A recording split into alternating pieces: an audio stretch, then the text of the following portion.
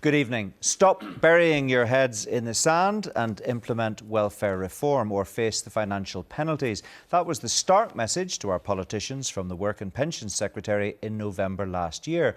But 5 months later, the two main parties remain diametrically opposed on the issue. The DUP warns we are sitting on a financial time bomb, which will go off, it says, once the Treasury starts to claw back what it reckons should be saved here. Sinn Fein says it won't implement what it terms Tory cuts and refuses to give the green light to proceed.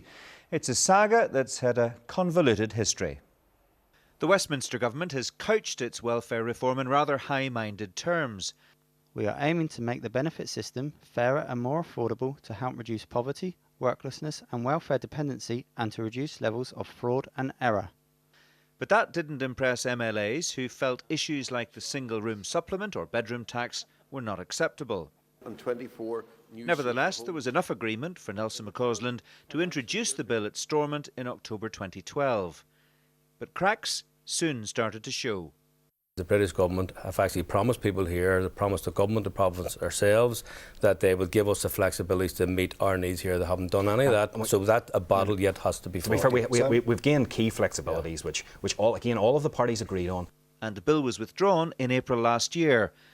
For each month's delay, Westminster is expected to levy millions of pounds of penalties on Stormont. Well, joining me now are the DUP's Sammy Wilson and Sinn Féin's Alex Maskey. Welcome to you both. Sammy Wilson, first of all, it looks a bit like you've been outmanoeuvred by Sinn Féin. It's the party that's standing up for vulnerable people here. You just want to get on and implement welfare reform as soon as possible. Well, it's not. In fact, it's making vulnerable people even more vulnerable. First of all, we're paying back money to Westminster that we shouldn't be paying back, £5 million per month at the moment. Well, not yet. Rising. Well, the bill has started to be levied on us. When the adjustments are made, will be up for the Treasury. Normally these are end of year adjustments. Then secondly, of course, welfare reform would actually have benefited well over 100,000 people who would have found that their benefits would have gone up. There would have been about 90,000 people whose benefits would have gone down, but they were protected for the next 5 years. And of course, we had also gained considerable concessions on, for example, the spare bedroom subsidy, on the methods of payments, on rate relief, and on helping people who would have had assessments done on their health, where where Stormont was going to pay for medical assessments for them, etc. Why has there been no deal so far? Why do you think there's been no agreement? I'll tell you why there's been no deal, Mark, and it's very simple. I mean, Sinn Féin have made it quite clear from the very start that first of all they weren't happy with this, but they realised it was inevitable. They asked for certain changes to be made. All of those changes have been granted and indeed have asked for no more changes, so there's nothing more to negotiate. But the big problem is that in the Republic, Sinn Féin are opposing welfare cuts, and I reckon that the Sinn Féin dog is being held by the tail in Northern Ireland, because they're now hostages to what Sinn Féin politicians in the Republic want. Okay. And the people who are going to suffer are the people of Northern Ireland. So when people who should be getting an increase in their benefits don't get it, they can blame the internal wranglings of Sinn Féin. When we pay money out that should be going into schools and hospitals, they can blame the internal wrangling on Sinn Féin. When people who are currently administering these benefits lose their jobs, they can blame the internal wranglings of Sinn Féin. That's what it's all about. So are you basically saying, just to be clear before I go to Alex Maskey, are you saying it is your understanding that there is a deal on the table, there is an agreement, a package of measures that Sinn Féin has all but signed up to? Well, I'm going further than that. I'm saying that first of all, Sinn Féin accepted that welfare reform was inevitable. Secondly, they asked for certain things to be secured, and all of those and more were secured. So there's the essence of the deal, and they simply cannot find it in themselves to come into the Assembly and vote for it because of internal party wrangling. Well, that's very interesting to hear, isn't it, Alex Maskey? Sammy Wilson's not missing and hitting the wall tonight. He says you agree welfare reform's inevitable. You asked for concessions. You got them. There's a deal on the table, but for whatever reason, political reason he believes, you won't sign up. Well, I'll just make a couple of points, Mark, if you don't mind, because first of all, Sinn Féin never signed up for anything. We made it very clear from day one that we were opposed to the welfare cuts agenda, and that applies whether it's from Dublin or London. We've made that very clear consistently. We made that very clear through Martin McGuinness as the Deputy First Minister at the Executive. We said that repeatedly publicly. We said that at our last number of our days. We are an All-Ireland party, and this is what some other parties have a difficulty to understand. We have a party across the island of Ireland. We are against the cuts agenda and austerity programmes, whether it's north or south of the island, and that's a consistent party policy. So, how come then Sammy Wilson says that you have agreed to? I don't really like to go into private discussion, but when I met Sammy's colleague, the Minister Nelson McCausland, just a recent couple of weeks ago with his advisor, I actually sought to flush that out. Because Sammy had made a point on a radio interview that Sinn Fein somehow or other had signed up to something, and I pressed him very hard. And Stephen Brimstone at that meeting, and I'm saying this publicly on your programme today because I refuted that, I asked him who was at this so-called meeting, and he said to me, Leo Green and Martin McGuinness. I said, so are you effectively now telling me that you were led to believe by Martin McGuinness that we were signed on for this so-called package? Because that's completely untrue, and I want to refute that. And that's because that's very clear, because that's a question of integrity for my party. Okay, we well, never, so just want to finalise that point. But we never signed on for a deal. We identified, arranged. Sign on, but we don't let's not dance on the head of a pin here. Signed on might mean something else, but agreed in general terms to a deal. No, what we agreed was we had come to terms with a number of flexibilities that we got.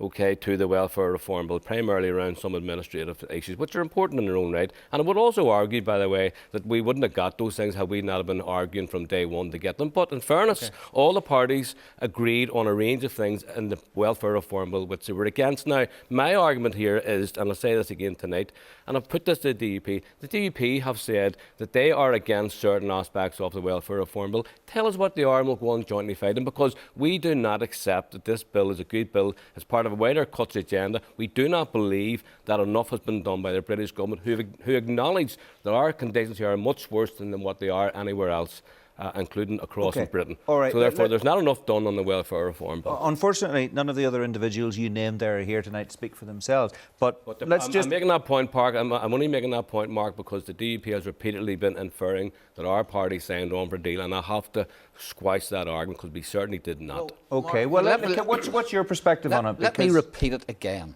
That Sinn Féin have accepted that welfare reform is inevitable. Sinn Féin asked for certain things to be obtained. They were unhappy with some of the things that we were unhappy with as well. All of those things and more have been delivered. And that being the case, and I think that it would be helpful for the debate, that being the case, if there are more things, I'm happy with what we've got. If there are more things which Sinn Féin say they need, why has it been that since the conclusion of those negotiations 7 months ago, we have not had one more thing mentioned by Sinn Féin? That's why I say it's all to do with internal party wrangling, and people will pay for this in their jobs, people will pay for this in reduced benefits, and people will pay for this in the cuts which there will be to services in Northern Ireland. And I'm going to go to Alec Maskey on that very point in just a second. But I want to clear this thing up once and for all. Mr. Maskey says that a DUP special advisor said the Deputy First Minister and his special advisor were at a meeting where they signed up to this agreement or reached this agreement. Is that your understanding? That was Stephen Brimstone's understanding. But he's not here. But I mean, is that your understanding? Alec Maskey says that's what someone close to the DUP says. Is that right? I was not at that meeting, but what I do know... But is that your understanding?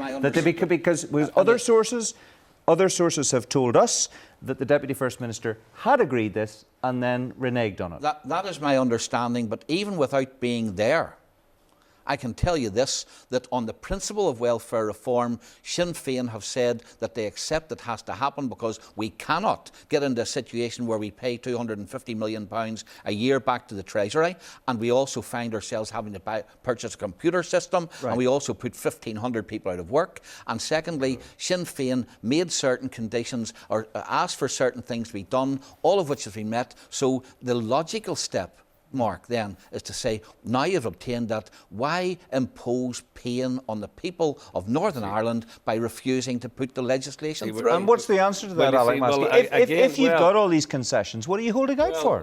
When you say we have all these concessions, we've got some change, which is all very welcome. all very welcome, but it doesn't go anywhere near enough, because at the bottom line of all of this, the so-called concession we've Alex, got... what is it Sorry, you let want? me finish the point. Well, tell us The what you point- want. The point I'm making, well, first of all, I want to stop the £450 million going to come out per annum from local people's pockets, because that's a result of the welfare reform What, by bill. giving back £250 million Well, a year yeah, to the you know, government you're- at Westminster you see, out of you're our purse? You're telling this programme tonight that you're happy a lot with of logic in that. Look, you're telling this programme tonight, so you're telling the audience that you're happy with the welfare reform, with the changes that we have secured. If you're telling people you're happy, fair enough. But I'm telling you, Sinn Féin is not, never were, and will not be happy. And it's very interesting. Until when? You see, we don't have any deal to get from you. We have to talk directly to the British government. I would prefer that your party and my party and the other parties of the executive work together to try to get the necessary changes, which would make life easier for the people that we collectively represent. And that's not what you're doing. You've actually here's the conceded... You're difficulty, dancing Alan. around it. You're dancing. What are you going to talk to the British government about? Because what are you first- going to ask them well, for? First of all, I'm going to be saying to them they have a cuts agenda, they have an austerity agenda, they're going to slice at minimum £450 million. And that's the department's figures, not mine. Others will But argue your more. action is costing more money. I mean, Simon Hamilton told me tell on me Sunday how, Politics 2 weeks ago, 5 years, it's going to cost £1 billion.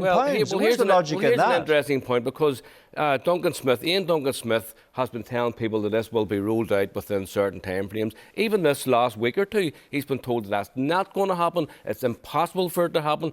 All of the predictions are nonsense. The Office for Budget Responsibility in Westminster, the Public Accounts Committee, the National Audit Office have rubbished the attempts to implement welfare reform. Well, why would we be rushing headlong to impose millions of pounds of cuts on our community when it can't be done properly in Britain, where it's been started? Well, I'll tell so why you. would we? Well, I'll why tell would we you. impose a failed Well, because system there's on an people? election May the Well, 22nd, that's why. No. See, election. See, if we had been worried about an election, we would have maybe wanted to deal with this last year. We're not. The elections will come and the elections will go. We have an anti-austerity programme north and south of this island. That's a consistent policy. People need to understand that. Okay, why do you want to be a surrogate Tory, as Sinn I'm Féin not a might put it, and implement the cuts? Why not stand shoulder to shoulder with Alec Maskey and say to the British government in Westminster, we're not tolerating this? You've tried and I've tried. And we're still trying to find out what shoulder to shoulder, what he wants us to stand shoulder to shoulder. You're going to get on. any change? Well, he That's wants to 450. stop £500 million being taken out of people's pockets in Northern Ireland. Well, You're happy for it to go? First of all, welfare spending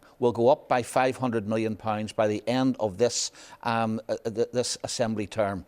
What will happen is that the increase will not be as great as what it would have been had the existing system stayed. The second thing is this. If anyone thinks that a government at Westminster, which is already getting a lot of flack for the cuts or the changes in welfare, is going to say Northern Ireland, where we don't have one vote, will be exempt from this. They're living in cloud cuckoo land. Okay. And the third thing is this: that while he is saying he's going to oppose Tory cuts, we have already given back nearly all of the money we got in the budget as a result of the inactivity from Sinn Féin. What's going to swing it for you? Well, What's... first of all, when we have actually started discussions, even very recently with the NIO, on behalf of the British government currently as we speak, now I can't say at all whether we get any change out of that, but I can tell you this: we will be fighting as effectively as we possibly can. I would rather we're doing that with all of the other parties together, putting our shoulders to the wheel to stop these multi-millions of pounds of cuts being taken out of people's ears pockets. That's what I want to happen. All right, And in the That's how we meantime, make the a people difference. who would gain from welfare reform, the 112,000 people are going to lose out. The people who rely on money for education and health, which we're now giving back to Westminster, are going to lose out. And the 1,500 people who currently administer the welfare system for other parts of the United Kingdom are going to lose their jobs. All right, I don't You're think happy that's a enough. very good You're deal, happy Mark. with the bill. You're happy with the bill. No meeting of minds tonight. I suspect we're going to come back to it, folks. Thanks very much indeed, both of you, for